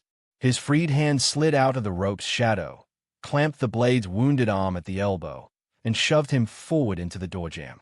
Bone met metal with a hollow, convincing sound. The blade folded without dignity, swearing in a register that made the jungle flinch. "Don't move," Khan said, already there, voice a floor under men's feet. Hands visible. Mason, freeze. He froze, chest to aluminum, breath saw-toothing through pain. The rope hung loosened around his left wrist like a bad idea. The tree line flowed. Two OIG operators poured out of dark into shape, one to the mast, one to the door. Zip ow zip. Plastic bit the blade's wrists and turned his religion into compliance. A third shape ghosted to the guard with a tablet and took it gently with a thank you that sounded like a threat. Calderon did not run. His hand stayed a loyally inch from his radio. "Elegantly done," he said into the dark, as if reviewing a play. "Is there an intermission?" "On your knees," Khan answered without looking at him. He smiled and complied, the way a man practices surrender for days like this. The countdown on the tablet reached 37 and blinked, indecently cheerful. "Proceed to wheel lift. Abort IN-37s. The OIG operator tilted the screen so Khan saw the number, then rotated it again, Lena's lens filling with sky and treetop, exactly no faces. "Checho," Khan said, and the man by the mast dropped to his knees like he was grateful for instructions. "Hands on head. Assets secure," an operator at the door reported, patting the blade down one-handed, boot-pinning the dropped knife. "Copy," Khan returned, still welded to the sight line that had taken the shot. "Mason, don't move until I tell you. Agent, clear that door." Briggs clapped once, two brittle beats that pretended to be generative. "Good," he said. "Now we move him." "No," Khan said without turning. "We don't move anything." "Inspector," Briggs replied, patience lacquered over heat. "We are 42nd from the buyer bouncing the wire. You want him in bracelets. You need us airborne." The word hit wrong in Mason's ears. Airborne wasn't the point. Wheel lift was. Lena's thumb pressed the tablet's edge until plastic creaked. The locket lay dead metal at her throat. Diego stewed as if someone had cancelled gravity. "If you taxi while ground mode is obeying maintenance," he said, voice hoarse with the effort not to shout, "you will eat your own landing gear." "No one is taxiing," Khan said, motioning the operator at Mason's back to cut, not pull. The blade's decorative knot surrendered under a practice slice. Pain vanished in a rush so loud Mason could hear his own blood. He didn't drop his arms. He held them out, slow, palms wide, showing bone and skin and no threat. "Hands," Khan said softly, and an operator closed plastic around Mason's wrists. Not to bind, but to simulate restraint, a theater piece to keep a nervous field polite. It bit enough to say later he hadn't moved. It didn't bite enough to own him. Briggs shifted half a step toward the cart. "Secure the interface," he told his man, reasonable again. "We don't leave toys on the ground." "Stop," Khan said. The word carried like cold. "You touch that case, I call it tampering." "We're the same team," Briggs said, smile glued back in place. "Let's not audit each other." The OIG operator with the tablet angled it. The cheerful ring counted down through the 20s. Khan nodded once. "Mrs. Quinn," she said, "rotate your frame down." Lena obeyed. The lens slid from sky to the line of the plane's nose and the line of rifles and stopped just shy of faces. She swallowed. The chain at her throat didn't move. "Tom," Khan said, and the way she said his name thinned the night. "Say we'll lift again." He didn't. He smiled wider, the way men do when they choose a fork in the road and want you to admire their posture. "Inspector, I appreciate your zeal. We'll talk phrasing later. Right now." "Right now," Khan cut in, still looking down her sight. "You're bleeding evidence. 8 million left a forfeiture account and walked through Rayburn Foundation to Gullwing Logistics and into a private wallet that belongs to your brother-in-law. You coached a buyer's script into your own mouth. You mirrored a nurse's home and told her to sell her husband so you could launder a transfer under color of rescue. Her phone vibrated once in her pocket, the ledger hop completing. Hands up, Tom. For a sliver, silence wasn't empty. It was full of men deciding what kind of men they were. Briggsy's smile held like glycol on a wing. You don't have jurisdiction to. I have everything I need to tell you to put your hands up, Khan said. And 2 boats. And 18 witnesses who can count to 8. The agent with the scar under his ear didn't move first. The other one did. His muzzle drifted a degree away from Khan's line and then came back, as if his hand had tried to split the difference between orders and whatever had just rearranged the ground under his boots. Hands, Khan said a 3rd time, as if teaching a word to a child. Briggs lifted his palms to shoulder height. They were empty. They were not harmless. Unit 2, Khan said without taking her eyes off him. Make this clean. The operator at Mason's back peeled the loose nylon away and tucked it into his pocket like a specimen. Mason, hands stay where they are. Her voice softened. You did fine. He didn't thank her. He would later. Calderon laughed once, delighted. Ah, he said, tipping an imaginary glass, a better 3rd act than I hoped. Diego flinched at the sound like a man whose instrument had been mocked. Inspector, he tried one more time, because wanting things back inside physics is a hard habit to kill. 30 seconds with a dongle and I can reason to her. Then no one will break their ankles doing something stupid. You'll get your 30 when the field is ours, Khan said. Not a breath before. The tablet cheerfully reached aboard IN-09S. The operator holding it glanced at Khan. She shook her head minutely. Let it die. It did. The ring went flat. The guard who'd been narrating it sagged a centimeter, like a string had been cut inside him. Mrs. Quinn, Khan said, still calm, framed the nose. Lena did. The plane stayed dead ahead as if offended on someone's behalf. Briggs tried once more to pick up the room and put it down where he liked it. You want Calderon to walk? He asked conversationally. You want his lawyers to eat you alive over chain and custody because you decided to conduct a seminar in a swamp. The phone in Khan's pocket hummed, twice now. Her eyes never left her sightline. Chain is clean, she said. Your wallet isn't. A beat. The agent with the scar under his ear let out a breath he hadn't admitted he was holding. Slowly, the muzzle of his rifle dipped. His free hand rose, palm out. Boss, he said softly, to Briggs alone. Briggs's jaw worked, that single traitor muscle. Then he rolled his chin toward the river, like a man checking tide without letting his eyes betray him, and lifted his hands the last inch into real surrender. Inspector Khan, he said, voice flat now that it carried nothing but his name, I require counsel. You'll get your line, she said, echoing what she'd promised Calderon, in your lawyer. She stepped her toe-width back, opened the muzzle line, and nodded at her right-hand operator. He moved like a door shutting and put black zip around Briggsy's wrists. Fam, not triumphal. Briggs didn't fight. He looked at Mason instead, and in that look was something Mason had never been paid to name. Not hate, exactly, but the offense of a man who'd expected a world to keep playing by rules he wrote for other people. Inspector, Diego ventured, quieter, now. Khan's rifle finally dipped. Now, she said, you get your 30. To her operator at the cart. Tack, log, plug, under my eyes. To Lena, softer, breathe. Lena did. It sounded like a sob that had remembered not to be loud. The locket at her throat lay plain stainless in the dark. The operator cracked the black case and lifted the Halcon dongle free with glove care. Diego took it like a man receiving a christening and crouched at the nose. Ground mode only, he murmured to the machine. Listen to the right hands. He made his entry. Maintenance port. Handshake. A seed phrase Mason had taught in another room with cuffs and fluorescent light. The servo hummed. The nose wheel twitched and then centered itself, patient and precise. Diego whispered, the word of benediction. She's polite again. Good, Khan said. Leave her that way. To her left-hand operator, lights stay down. Field stays ours. To Calderon, you're riding the boat you didn't invite. He spread his fingers, good-humored. I like boats. Hands, she said, one last time, for everyone who still needed the reminder. The jungle exhaled. The geometry held. The night had not broken. It had been told where to put its weight. Chapter 11.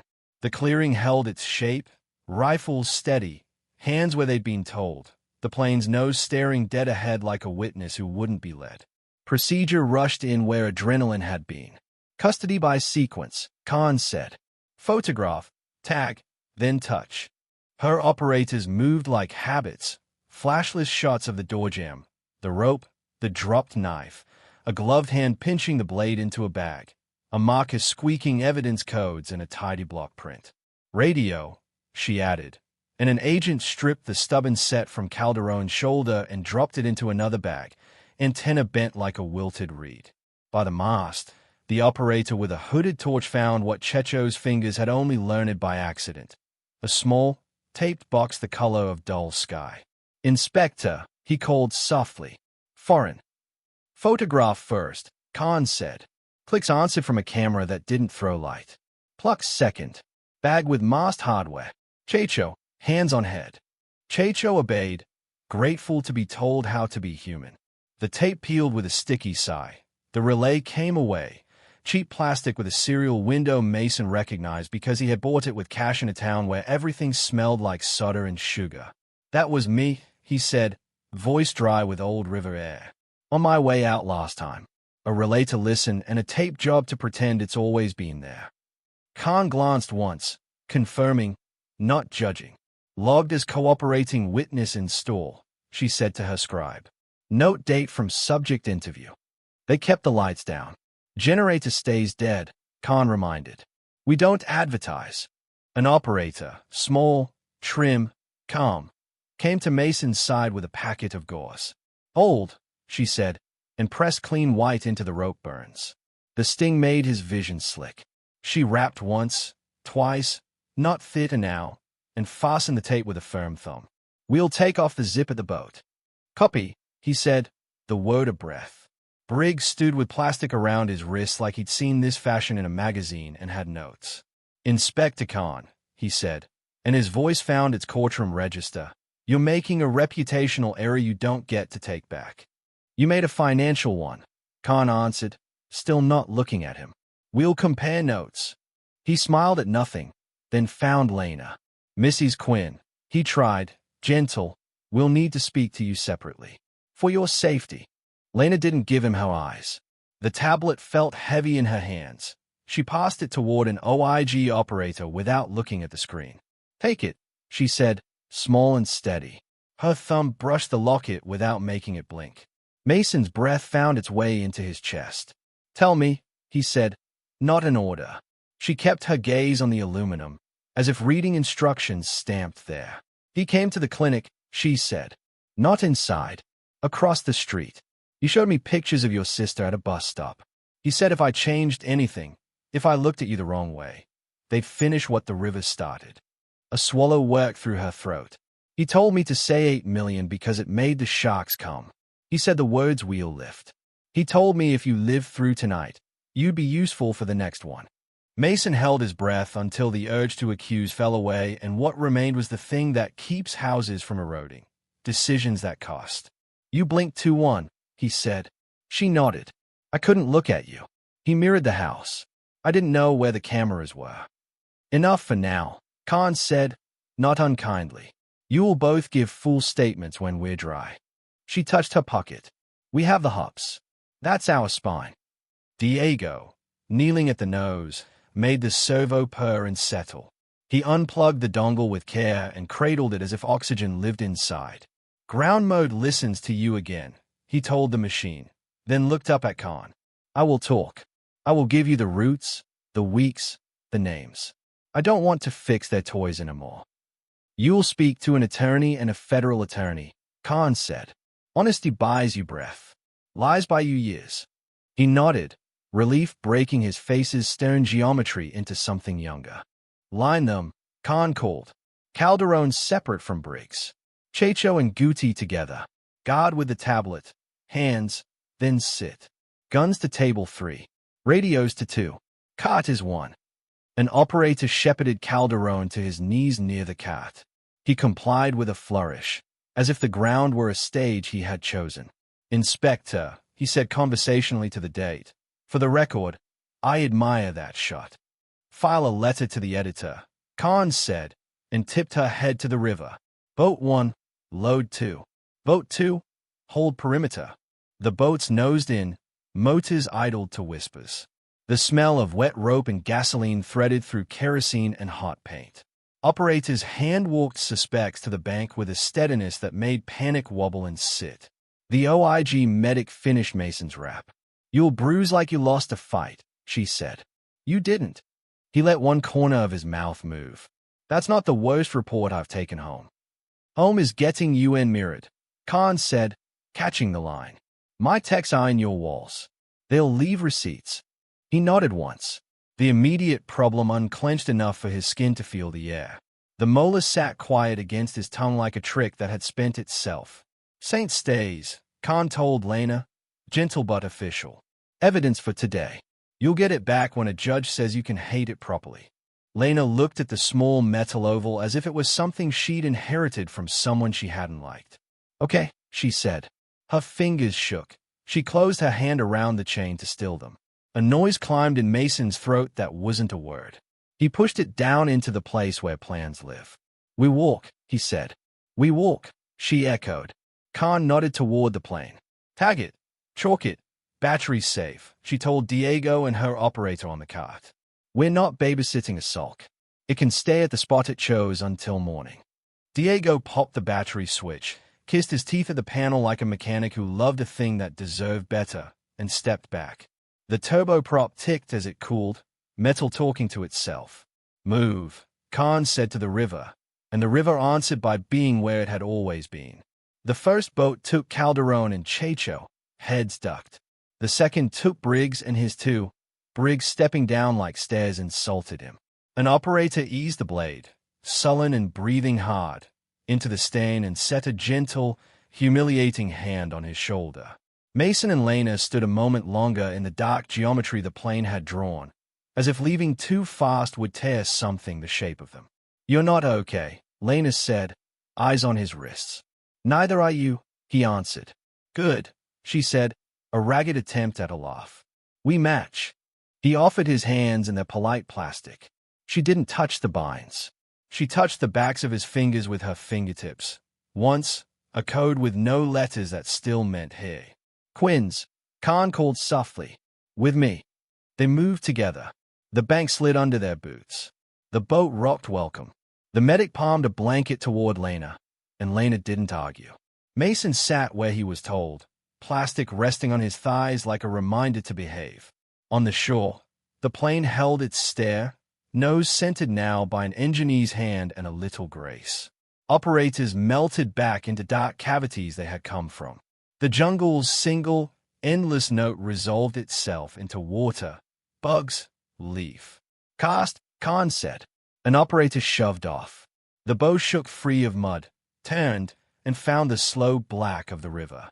The motor coughed once, then found a whisper. The boat slid between trunks that had learned a long time ago how not to move when men asked them to. Behind them, the field remained, a chalked plane facing a lesson. A mast without a secret, rope in a bag, a knife in another. In the middle seat, a woman who had sold her husband for $8 million and saved him for free put her chin down into a government blanket and closed her eyes, not for sleep, but for a place to put everything until there was a room that could hold it. Chapter 12. The river took them, black and slow, the outboard whispering into the hum of insects. Khan sat forward in the bow, hat brim a slice against the night.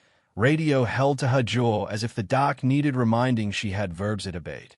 Behind her, Mason and Lena shared the blanket like a treaty, the plastic at Mason's wrist resting polite on his knees until an operator snipped it and pocketed the strip. "Hey, clear," a voice crackled softly in Khan's earpiece.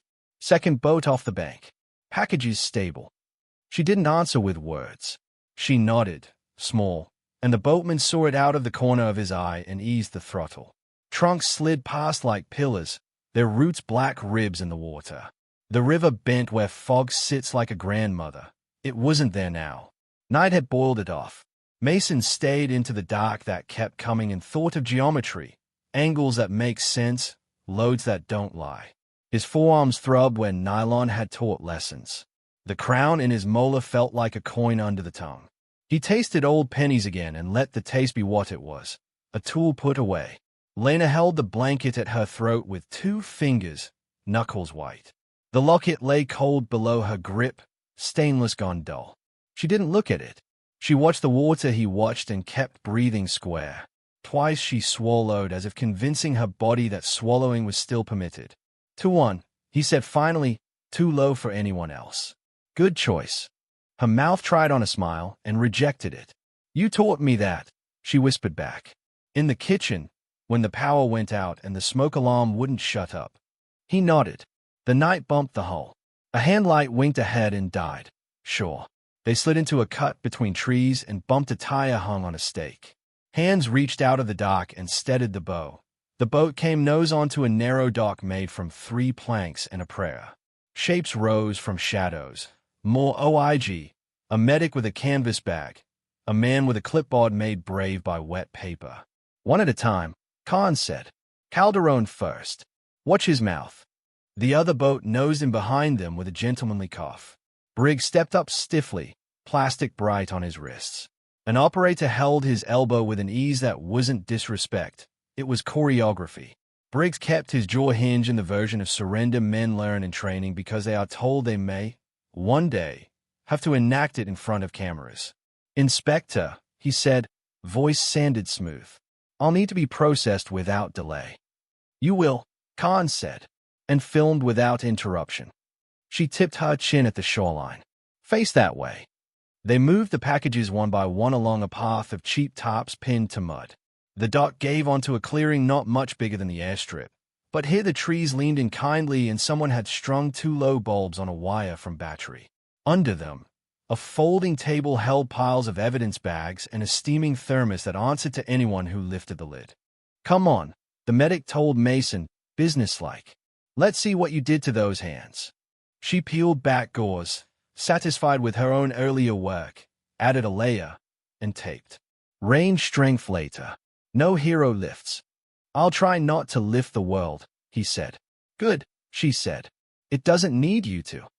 Across the clearing, Diego stood straight-backed with 2 operators flanking him, cradling the Halcon dongle as if it were a guilty animal. When Khan turned toward him, he lifted his chin, the small rebellion of a man who has lived too long with the wrong master. We'll talk, he said, offering the dongle. I don't care who knows it. You will care how, Khan answered, taking the device with a gloved hand and passing it into a bag whose label she'd watched her scribe write. We'll do it under oath, and we'll do it right. Calderon sat on a plastic chair like it was a throne borrowed for an afternoon. Inspector, he said, as an operator wrote his name on a wristband, I want my line now. Khan didn't indulge him with a look. Matias Calderon, you are under arrest for conspiracy to traffic and transport controlled substances, hostage-taking, and a long list that will make your ears tired. A judge will read the rest. He grinned. Better than applause. Save your bits, the operator behind him advised mildly, looping the band snug. Jail doesn't have an audience. Briggs stood at another table, 2 agents on him like parentheses. An OIG tech held a phone up close to his face and took clean, purposeful images. Front, profile, wrists. The Scanner agent had his eyes on the ground. For the first time since the trees had opened, he looked like the room he'd thought he'd known had been swapped while he wasn't looking. Briggs stared at Mason over the tech's shoulder and said nothing. He did not ask again for help he used to assume he could demand. Khan put the locket's chain in Lena's open palm, then didn't let go until Lena looked up. We're logging it as evidence, she said gently. It goes into a bag. It comes back when it's a souvenir you hate. But I want you to feel me take it. Not them. Lena held it a second longer, then let Khan drop it into a pouch with a seal the color of an old bruise. It was never a saint, she said. No, Khan agreed. It was a line. My sister? Mason asked, feeling the question as a bruise he'd refused to touch until now. Pulled from her route at 4 this afternoon, Khan said, not making a speech of it. She's at a safe address you're not going to visit or talk about until I tell you. She watched a show tonight. She will not see this one. He breathed, first as a habit, then as a choice. Thank you. Thank her, Khan said, tipping her chin toward Lena. She sold you to save you. That's the kind of math that doesn't show up in paperwork. Lena's eyes brightened and unbrightened. I didn't know how to look at you, she said to Mason. I'm sorry. I thought if I did, he'd see. You did it right, he said, and meant it. He touched his bandaged wrists together. We'll be angry later. Now we're alive. Copy that, Khan said. You can be angry in a room with chairs. She turned to her scribe. Charges as read, she said, and then to her right-hand operator, chain of custody complete, evidence to the cooler. Boat standby. We take the long way so nobody hears us who shouldn't. She looked at Mason one last time. You wrote me a good key, she said. That tooth. Keep or pull? Keep, he said after a beat. A reminder. And because sometimes doors come back. Fair, she said, and moved away, already writing tomorrow in her head. They walked the path together toward a larger boat with a canvas top that turned rain to whisper. Khan's tech took Lena's tablet, mirrored it to a sealed drive, and returned the shell. Offline now, he said. Camera blind, mic's blind. House sweep at 07. Thank you, Lena said, as if the words were heavier than the device. Mrs. Quinn, Briggs called, sudden, controlled. She stopped. You understand, he began, and the sentence was packed with all the old threats, process, custody, how the world worked when men like him drew the maps. He ran out of air before the end. You understand, we could have done this clean. You made it dirty, she said, and her voice didn't shake. We cleaned it. She turned and didn't look back. He said nothing else. Dawn hadn't come, but something like it lived in the way the trees stopped guarding the edges of the clearing and started to look like themselves again. A bird whose name Mason didn't know tried a couple of notes. Water slapped a root. The world's noise came back in cautious layers, as if checking who was invited. They took seats under canvas. The medic tucked the blanket tighter around Lena's shoulders in a motion too maternal to be tactical. Mason sat close enough that their elbows touched and didn't move away. The motor coughed, then settled into a steady, unhurried run.